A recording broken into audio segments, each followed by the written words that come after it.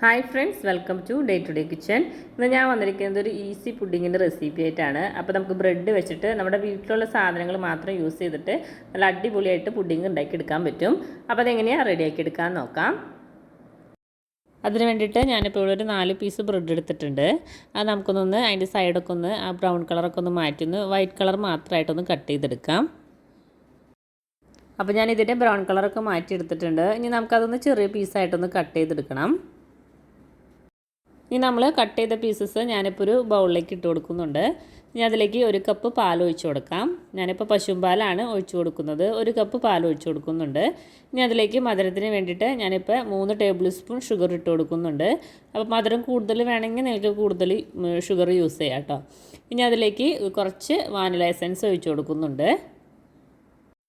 ഒരു 1/2 ടീസ്പൂണോളം vanilla essence ഒഴിച്ച് കൊടുക്കുന്നുണ്ട്. ഇനി അതിലേക്ക് 2 മുട്ട പൊട്ടിച്ചൊഴിച്ച് കൊടുക്കാം. ഇതെല്ലാം കൂടിയിട്ട് നന്നായിട്ടൊന്ന് മിക്സാക്കി കൊടുക്കുക. ആ ബ്രെഡൊന്ന് സോഫ്റ്റ് ആവാൻ വേണ്ടിയിട്ട് ഒരു 2 മിനിറ്റ് നമുക്കൊന്ന് മാറ്റി വയ്ക്കാം. അപ്പോഴേക്കും നമുക്ക് നമ്മുടെ കാരമൽ റെഡിയാക്കി എടുക്കാം. അതിന് വേണ്ടിയിട്ട് ഞാനിപ്പോൾ ഒരു പാൻ വെച്ച് കൊടുത്തിട്ടുണ്ട്. പാൻ ഒന്ന് ചൂടാക്കുമ്പോൾ നമുക്ക് അതിലേക്ക് ഒരു 1/4 കപ്പ് ഷുഗർ ഇട്ട് കൊടുക്കുന്നുണ്ട്. അതിലേക്ക് 1 സ്പൂൺ വെള്ളം ഒഴിച്ച് കൊടുക്കുന്നുണ്ട് കേട്ടോ. അധികമൊന്നും വേണ്ട, 1 സ്പൂൺ വെള്ളം ഒഴിച്ച് കൊടുത്താൽ മതി. എന്നിട്ട് ഇത് ലോ ഫ്ലെയിമിൽ വെച്ചിട്ട് തന്നെ നന്നായിട്ടൊന്ന് നമുക്ക് കാരമലൈസ് ചെയ്തെടുക്കണം. അപ്പോൾ ഷുഗർ നന്നായിട്ടൊന്ന് മെൽറ്റായി ആ കളറൊക്കെ ഒരു ഗോൾഡൻ കളറായി കഴിയണ വരെ നമുക്കതൊന്ന് ലോ ഫ്ലെയിമിലിട്ടിട്ട് തന്നെ അതൊന്ന് മെൽറ്റാക്കി എടുക്കാൻ നോക്കാം. അല്ലെങ്കിൽ അത് പെട്ടെന്ന് കരിഞ്ഞ് പോകും. അപ്പോൾ കരിഞ്ഞൊരു ടേസ്റ്റ് വരും. അപ്പോൾ ലോ ഫ്ലെയിമിൽ തന്നെ ഇട്ടിട്ട് അതിൻ്റെ കളറൊന്ന് മാറ്റിയെടുക്കാൻ നോക്കാം. അപ്പോൾ ഷുഗറൊക്കെ നന്നായി എല്ലാവരും മെൽറ്റായി ഒരു ഗോൾഡൻ കളറായി കഴിയുമ്പോൾ നമുക്ക് ഫ്ലെയിം ഓഫ് ചെയ്ത് കൊടുക്കാം. അപ്പോൾ ഇനി പുഡിങ് ഉണ്ടാക്കാൻ ഉദ്ദേശിക്കുന്ന പാത്രത്തിലേക്ക് ഈ കാരമലൈസ് ചെയ്തത് ഒഴിച്ച് കൊടുത്തിട്ട് അതൊന്ന് ചുറ്റിച്ച് കൊടുക്കുക. അതിൻ്റെ അടിഭാഗം ഫുള്ളും ഈ കാരമലൈസ് ചെയ്തത് ഉണ്ടായിരിക്കണം. ഇതുപോലെ ഒന്ന് റൗണ്ട് ചെയ്ത് കൊടുത്താൽ മാത്രം മതി. ഇനി നമുക്ക് നമ്മൾ നേരത്തെ റെഡിയാക്കി വെച്ച ബ്രെഡിൻ്റെ മിക്സ് ഉണ്ടല്ലോ, അത് മിക്സിയുടെ ജാറിലേക്ക് ഇട്ടിട്ട് നന്നായിട്ടൊന്ന് അടിച്ചെടുക്കണം. അപ്പോൾ ഞാൻ ഇതുപോലെ നന്നായിട്ട് മിക്സിയുടെ ജാറിലിട്ട് നന്നായിട്ടൊന്ന് അടിച്ചെടുത്തിട്ടുണ്ട്. ഇനി നമുക്ക് നമ്മൾ നേരത്തെ റെഡിയാക്കി വെച്ചിരിക്കുന്ന കാരമലൈസിൻ്റെ മേലേക്ക് ഈ അടിച്ചത് ഒരു അരിപ്പ വെച്ചിട്ട് അരിച്ചിട്ട് ഒഴിച്ചു കൊടുക്കുക. അല്ലെങ്കിൽ അത് കട്ടകളൊക്കെ ഉണ്ടെങ്കിൽ ഒന്ന് മാറി കിട്ടാൻ വേണ്ടിയിട്ടാണ്. അപ്പോൾ അരിപ്പയിലേക്ക് ഒഴിച്ചിട്ട് ഇതുപോലെ ഒന്ന് മിക്സ് ആക്കിയിട്ട് അരിച്ചിട്ട് അതിലേക്ക് ഒഴിച്ചു കൊടുക്കുക.